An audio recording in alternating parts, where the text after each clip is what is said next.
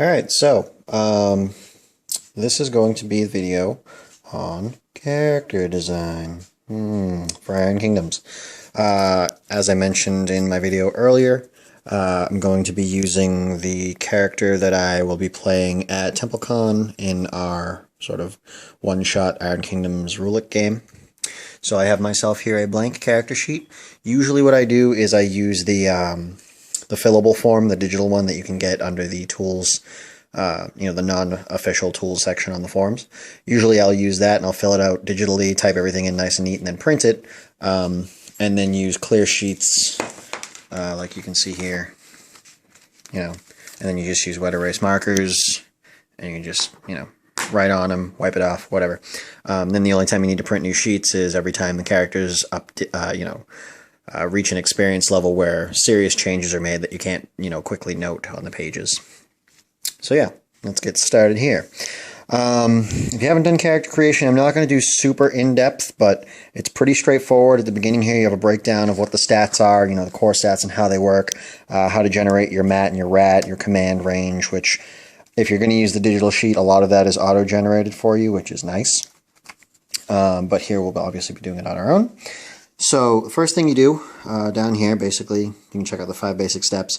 You choose your race, you choose your archetype, you choose your 2 careers, you adjust your stats, and then you apply finishing touches, quote unquote, which is basically go shopping. So I'm playing a dwarf. So here we have the dwarven page. If you look at the chart here, you basically have starting values, which are what you're going to start with, and then your limits.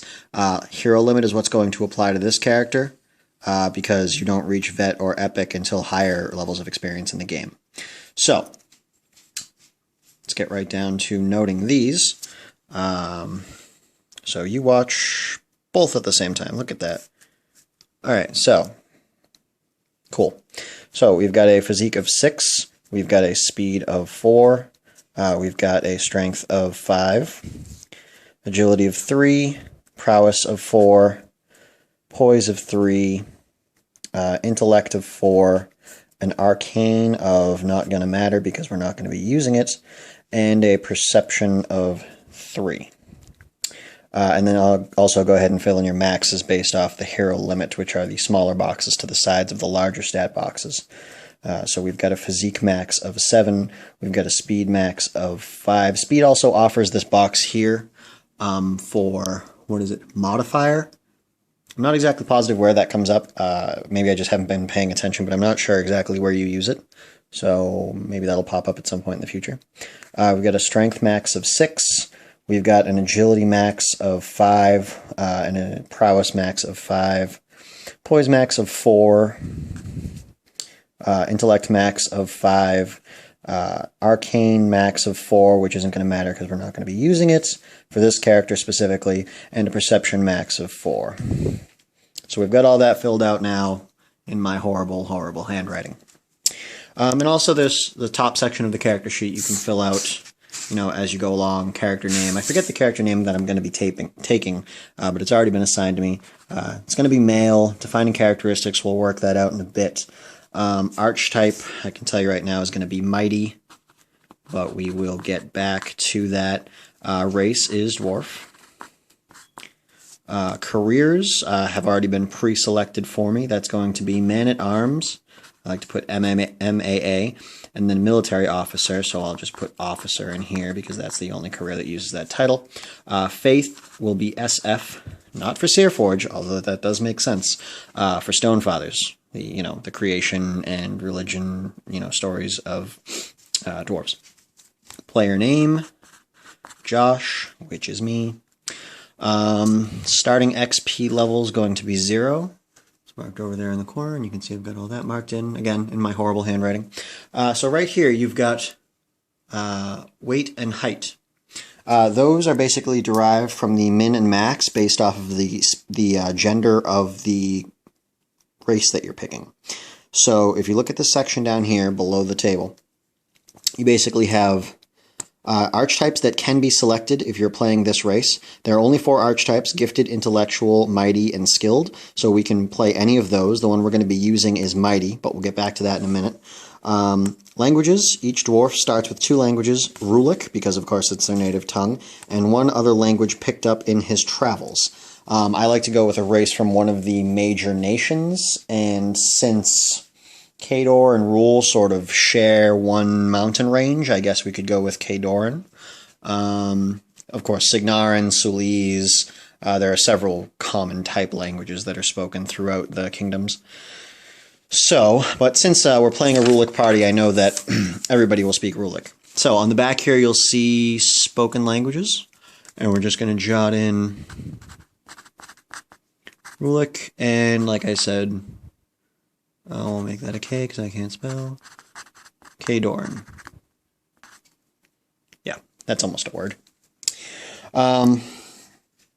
Then you get on to height and weight. So we're playing a male character, so we've got a height from 52 to 60 inches. So roughly from, let's see, 60 is 5 feet. Oh no, sorry, 60 is 65 feet? Yeah, 60 is 5 feet. So 5'2" has got to be what? 5'4"? No, 4'4". So we'll go with something mid-ranged, I suppose. No, I'm going to be big and mighty, so let's go with the largest, 60. So a solid 5 feet. So we flip back to the front here, and up in the height section, for me, 5 foot nothing. As far as weight goes, we've got a male range of 150 to 190 pounds. Come on. Focus. There we go. 150 to 190 pounds. I'll do 185. Pure muscle. Okay, got those marked up there. Alright, moving on down the list, you've got some additional characteristics that you gain from playing Dwarf as a race. Load bearing, which is nifty. It basically says that you reduce, if I remember correctly, you reduce the defensive and speed minuses from wearing heavier armors by 1. So if something has a defensive minus of, say it has a defense minus of 2 because it's super heavy armor, it would only be defense minus 1 for a dwarf. Or if it's 1, it would be a 0, thus negating the entire negative. Also, connections clan. You have a connection to your dwarven clan. That's a fluffy bit. Basically, in-game play, if you need to gain any additional help or funding, or basically, if you need some people backing you up, you can sort of call in your Rulic connections, which will be clan. So on the back here of our character sheet, on the bottom left corner, you have connections. So we're going to do, there we go, Dwarven clan. And you can also note what page in the book that's found on. I'm not going to bother with that for right now. And then also load bearing, we're going to add right up here in the ability benefits and abilities section. So load bearing. And if I didn't know what that was, what I would do is go look it up in the book and, you know, sort of type or write, if I was using the fillable form, right next to it what it is. But I know what it is, so I'll just make a quick note here. -1 def and speed penalties. There we go. Alright, so that's basically everything for selecting your race and getting your character set up from the beginning there. Moving on, we're going to go right over to archetypes. Like I showed before, there were 4 archetypes. Gifted, you only take gifted if you're going to use magic. I am playing a beach stick covered in armor, so there will be no magic. Intellectual, if you're going to go with something intelligent, like if you were going with investigator or possibly spy, although that would most likely be more of a skilled route. But there are several careers that you can choose from where you would need extra smart type character-y stuff. Then there's skilled, which is if you're doing anybody that's going to be making tons of skill checks for like lockpicking, sneaking, streetwise, stealth, anything you'd need to be agile and nimble for, you would take skilled. But the one that we're really caring about right now is mighty. Mighty is simply that. You're very strong, you're very big, you know, character's in peak physical condition, he is incredibly strong and inhumanly resilient. The character is capable of feats of strength that defy imagination. So you kick a lot of bum. That's what we're looking for.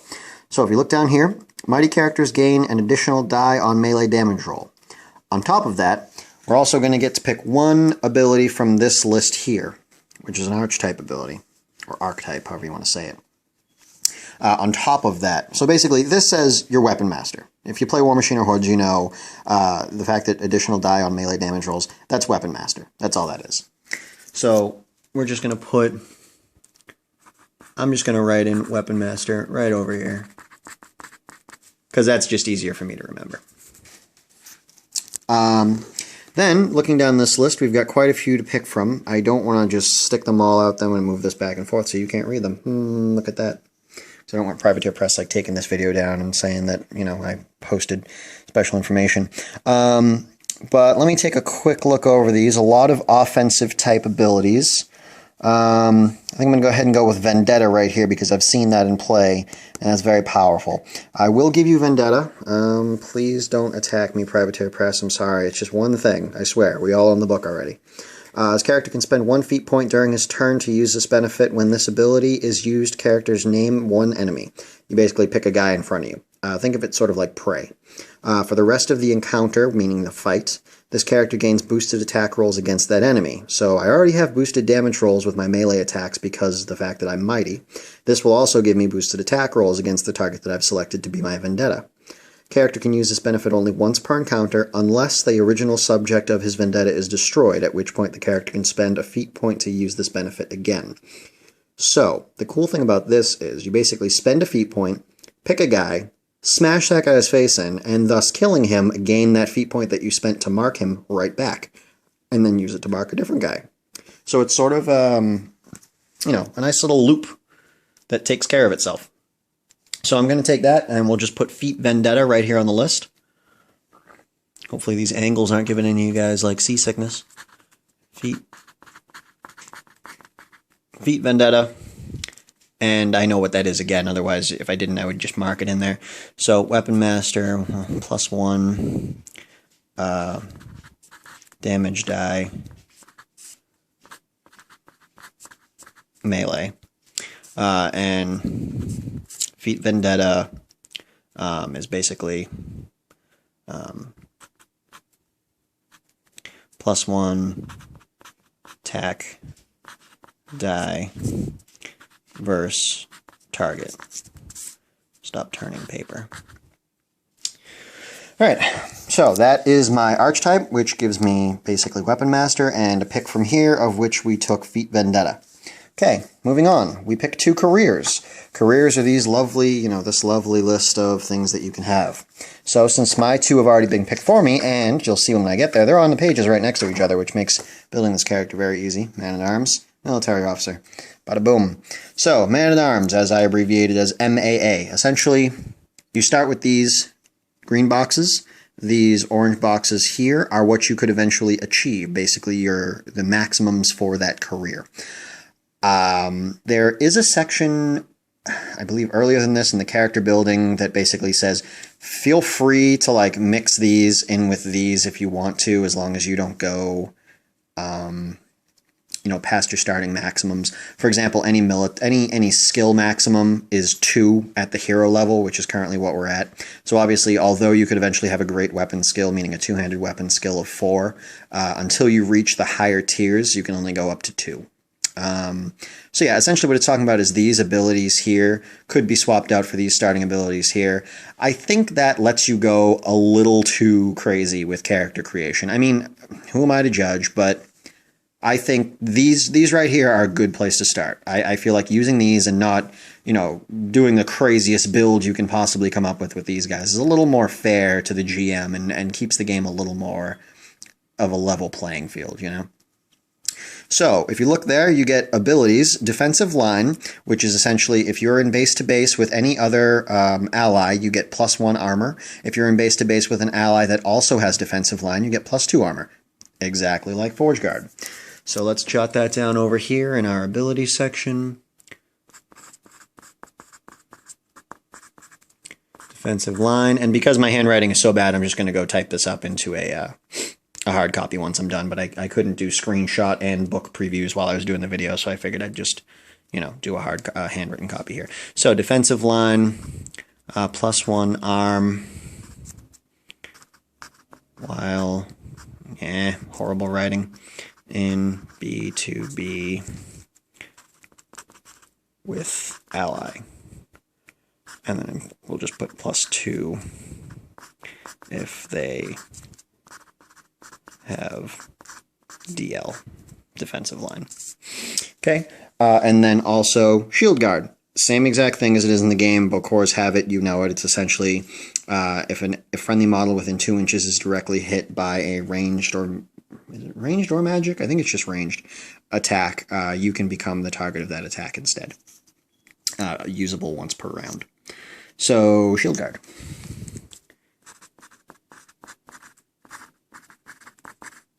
And I'm not even going to bother writing that, you know, we all know Shield Guard. Also, military skills, you get Great Weapon 1, which is a two-handed weapon skill of 1, and then Shield 1, which is lovely. That means we'll definitely be picking a shield up.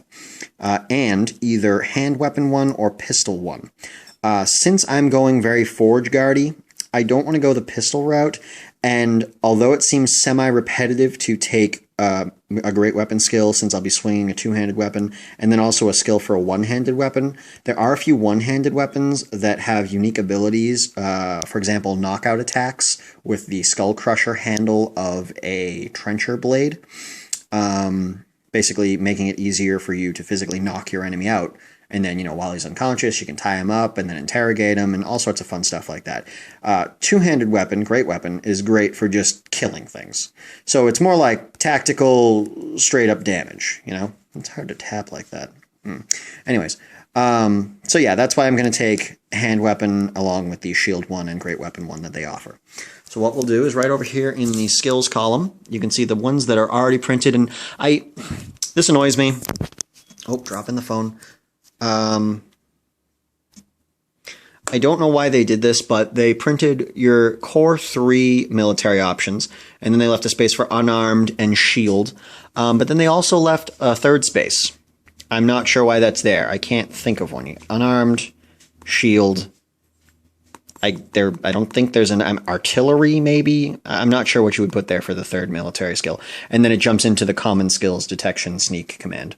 So let's go ahead and mark in the center column here, which is where you put your skill level, a 1 for hand weapon, a 1 for great weapon, and then we'll write in shield, which is based off prowess. So if you want to go ahead and put a PRW right there, because it is considered a melee attack if you make an attack with it, we'll put a 1 on that as well. So that's that, golden. And then last column here, or last row here, occupational skills, command 1 and detection 1. So right back over here, you'll see detection. So that's a 1, and that's basically your most commonly used perception. So if you're basically looking for anything, clues, people, stuff like that, you're going to use detection. And then a command of 1. Okay. That finishes up for Man-at-Arms. If you look down here, we do also receive 100 gold at our starting level. That's going to be our shopping money for later. So on the back bottom right corner here, gold, we're just going to jot down 100. And that's, of course, going to go up in a second once we finish up with our military officer stuff. But let's move over to military officer now. Again, I'm only going to use the green section here because I feel like once you start mixing and matching stuff down here, you can really sort of OP your starting level character, and I don't like that too much. So you get battle plan, call to action. I will jot that down over here. Actually, I'm just going to put call to action. So I know it's a battle plan. I've made a million of these guys. So, call to action. I'm going to look that up in a second because I'm not 100% on that one, but I believe call to action is every friendly model within your command range can immediately stand up or go prone, which is cool. You also get natural leader. That's a pretty straightforward one. Natural leader. And that one is simply +2 to command range. Range, not your actual stat, because your actual stat will be used for other things. +2 to your command range. And then lastly, team leader. Team leader is one I'm going to have to look up. I haven't done it in a while for that guy. Team leader. Why can't I recall that? But anyways, and I will look that up. We also get hand weapon 1, and then either great weapon or pistol. So the nice thing is, since we're a hero level, our skills can bump all the way up to 2. Hand weapon, since we already have it at 1 from our Man-at-Arms build, there we took it right there, will bump up to a 2 because they stack. And assuming we won't be taking pistol, for reasons I already explained, great weapon, 1, will also bump that up to a 2. So that's nice. That maxes out our 2 military skills that we're going to be using most. So hand weapon goes up to a 2, and great weapon goes up to a 2. Okay? And then last column down here, command, medicine, and navigation. Command, we already have a 1 in, again, from Man-at-Arms, so that's going to double up and bump up to a 2, bringing that up to a nifty little max. Oh, not 21, to make it clear that's a 2. And then we've got medicine and navigation. Those 2 skills are not listed here, and since I know I'm not going to be putting anything in either of these columns, I'm just going to put them here. So medicine, which is based off intellect, INT, navigation, which I believe is based off perception. And we have 1s in both of those. Okay. Then lastly, military officer also offers us another 100 gold coin. And officer's uniform, which will be under all of our heavy-ass armor, but that's fine. It'll be there in spirit. Maybe I'll wear the bow tie on the outside. So, we are now at 200 gold, which is plenty of shopping money. That will be enjoyed. Alright, now that we've selected both of our careers, you flip to the back after the careers, and it essentially tells you what to do once you've finished with your careers. Increase stats. You get to pick 3 of your starting stats here. Sorry, I should say this differently. You essentially have 3 points to add anywhere here that you want. You can put more than 1, or you could spread them all out, or you could put more than 1 on the same stat, as long as you don't go past your current maximums for any of your stats, which is based off the fact that we're starting at hero level. So let's see. Strength is important to take for this type of class, and I'll tell you why. Strength is obviously going to directly relate to all of your weapons, but also the way that the character acts, sort of. Strength will come into play a lot. Another one is physique. Physique is also important because physique is going to help bump up your armor stat. You can see right there, physique is the core stat for your armor. And then lastly, prowess. Prowess is your accuracy with melee weapons. So, of course, both your hand weapon and great weapon, as well as your shield if you ever want to swing it. So if we look at this build right here, there's a nifty little thing you notice. We have 3 points to add. Well, if we add 1 to physique for our armor, that bumps that up to its max. If we add 1 to our strength for our damage, that bumps that up to its max. If we add 1 to our prowess for our melee accuracy, that bumps that up to its max. So it almost seems like it was meant to be.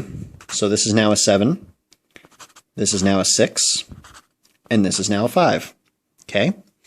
So now that we have our stats set, what we're going to do is we're going to come over to our life spiral. And our life spiral is essentially built off of our 3 core stats, which is these 3 stats right here: physique, agility, and intellect. So we now have a 7, a 3, and a 4 for a total of 14 if you were to combine those. So we know that our total hit points is going to be 14. The way that the life spiral works is you essentially start from the middle and you go out, and once you've gone as many points as you have for that stat, you start bubbling in the remainders, because essentially you don't get to use those. So, you've got your physique column, we have a 7 in that. 1, 2, 3, 4, 5, 6, 7, and we will darken in these remaining 3. Again, if you're using the fillable PDF online, you can block these in right in the application. Okay, so those are gone now. I'll actually darken these up a little bit. Good. It's like they weren't even there. For agility, we have 3. This is going to be a small section. So we've got 1, 2, 3. All the others we're going to bubble in. It's like standardized testing for Imran. Great. And then for intellect, we have 4. So 1, 2, 3, 4.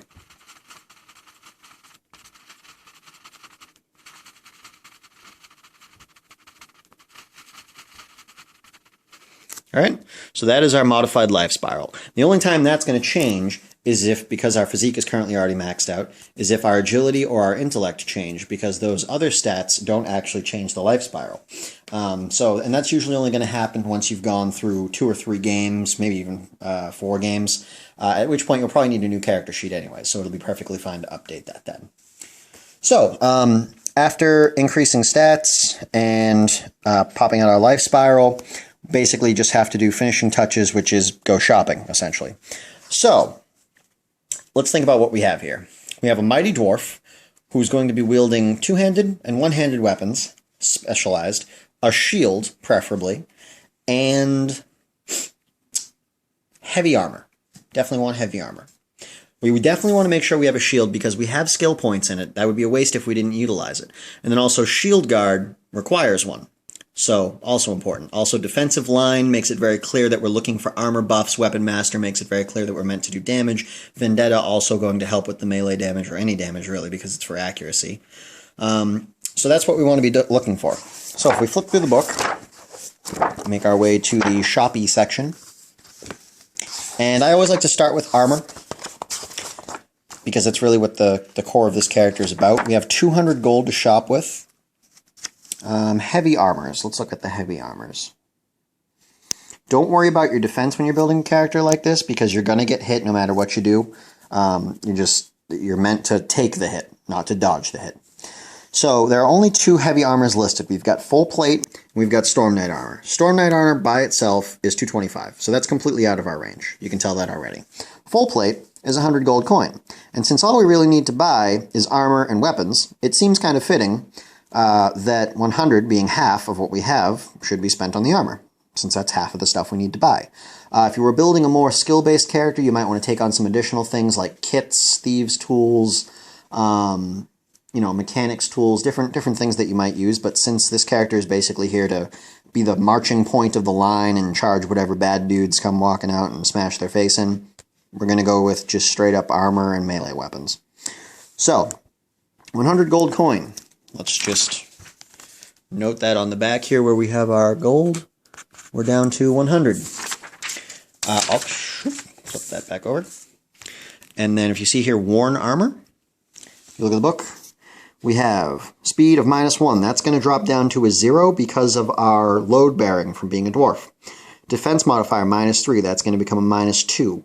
Armor modifier +8. That's going to stay exactly where it is. And then you just have a brief description which runs over here to the top of the page, and there are no special rules based around this armor. For example, Storm Knight armor, you gain immunity to electricity. Some have specials, most don't. So, in the worn armor section, we have full plate. Make sure you guys can pseudo see what I'm doing here. Full plate. Speed modifier was a 1, is going to be a 0. That's good because we're already slow enough as it is. Defense modifier was a 3. It's going to be a -2. And armor modifier is a +8, which is lovely. Moving on, let's go to shield next, because I think shield is sort of in the armor category. We've got 3 shields that we can choose from. I'm only going to show 2 of them here. The third one is essentially the Man of War Khadoran shield with the gun inside of it. We're not going to be using that because that's a ranged weapon, and we're not all about the ranged weapons with this character. So we've got 2 shields. We've got your standard shield, costs 20. We've got your combat shield, costs 35. The difference being you can attack with either. This one has an attack modifier of 0 and a POW of 0. This one has an attack modifier of -1 and a POW of 3, so a little less accurate, a little more damage. If you look at the trade-off, you're going down 1 but up 3, so you're still up 2 if you look at the difference. So it's like this one is better. That's why it costs more. The thing is, and it doesn't actually say this anywhere, but I've been playing it this way because it just makes sense to me. You can't swing a two-handed weapon while holding a shield. So you sort of have to put the shield down to swing the two-handed weapon and then switch back to the shield. To that extent, that's where the one-handed weapon, the hand weapon, is going to come in. Because when the shield goes down, when the two-handed weapon goes down for the shield to come out, you don't want to be left with just the shield to swing, although you could. It's more helpful to have another weapon to pull out with the shield. So we'll have sort of 2 sets. When we're on the offensive, we'll have a very powerful two-handed great weapon. When we're on the defensive, we'll have the shield plus the hand weapon. Since I'm going to have a hand weapon, I'm going to be swinging that. And since I don't have 2-weapon fighting or ambidextrous or anything like that, I'm only going to be making the 1 attack per turn. So I don't need to be swinging the shield. What I need to be swinging is the one-handed weapon. So we're going to save the 15 gold and go with the standard shield, since they provide the same amount of armor, which is +1 armor for each level of shield that you have. We currently have shield level of 1, so that's where it's going to stay. So we'll get +1 armor. So we'll come over here, we'll mark another 20 gold off of our remaining shopping's money. That brings us down to 80. And then over here in the worn armor, we're going to mark shield. That is a difference of 0 for speed and defense and a +1